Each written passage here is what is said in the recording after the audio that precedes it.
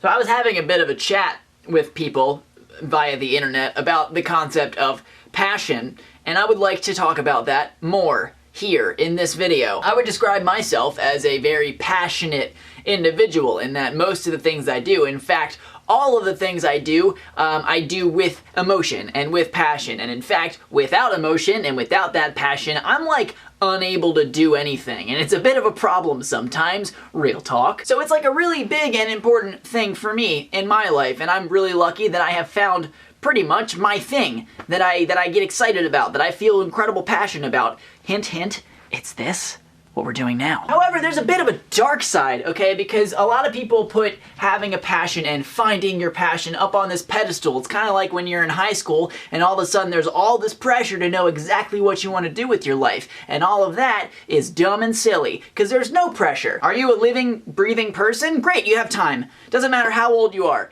Right, everyone talks about like peaking in your 20s or whatever. That's crap. You can do whatever you want at whatever time. There's really no timeline because no one has ever lived your life before, right? That's all you. You get to blaze your own trail, write your own story. So if you want to find your passion, that's step one. Don't stress about it. Don't put pressure on yourself because there is no pressure. There's no pressure. Here's how people find their passion. They do things. They try things. They work hard at the things that they're doing. They discover what they like, who they are, and what they're good at, and what they want to do. Because I define passion as like the thing that gets you excited every day when you wake up in the morning. The thing that when you're doing it, you feel the most you. It's not about any kind of numeric or quantitative value in anything. It's just about how you feel when you're doing that thing. Here's one thing that a lot of people don't understand when they put passion up on this like pedestal of life, like an end-all be-all, like your passion that you do. It's a lot of work. It is a lot of work. It's not just you find a thing and all of a sudden, oh my gosh, I'm naturally gifted at this one thing. I think that's like such a common movie trope where like someone is just blessed with this ability to do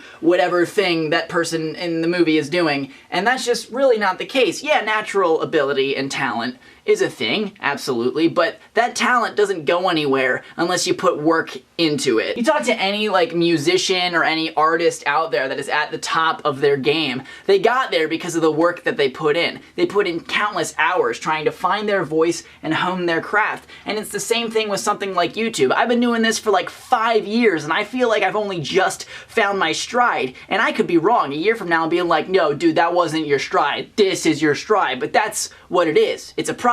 When I was talking about this earlier, it was on TUMBLR, and I had a lot of people coming into my ask box, and they were saying things that really, really upset me, right? Because it was a lot of people saying things like, I love doing this thing. This is something that I feel very passionate about, but I'm not good at it.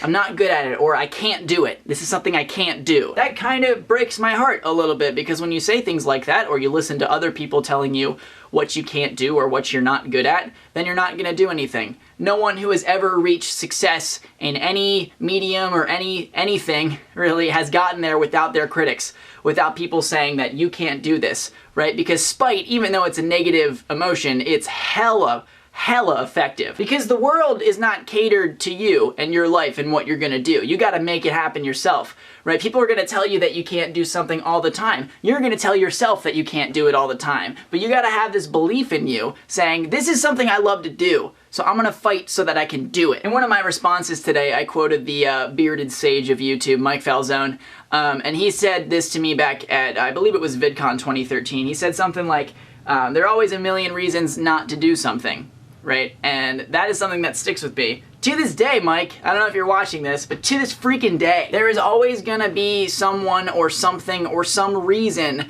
to not do something that is in your path or in your way, and you gotta make the decision. Do I believe in myself? Do I love this thing enough to do it anyway, in spite of that, to break through that wall, or jump over it, or tunnel under it, or find a way to make it work? Because that's up to you. Now, I'm not really overcoming any big, massive obstacles in my way, but I have my fair share of adversity in my life, as does every single person that has ever existed. And I find strength, and I find confidence, and I find comfort in this grind that I'm in right now. I love the grind. I live for the grind. And it's worth it because of the work, right? Because I love this thing, because I really want to do this thing, because I feel so much passion for this thing that it excites me, and I gotta work at it, and I am working at it. And sometimes I get to redeem that for some pure, genuine hella enjoyment about a thing And that's something that's really special to me. But yeah, as always, I'm Connor Manning. You've just become a little more awesome, and I will see you guys on Monday.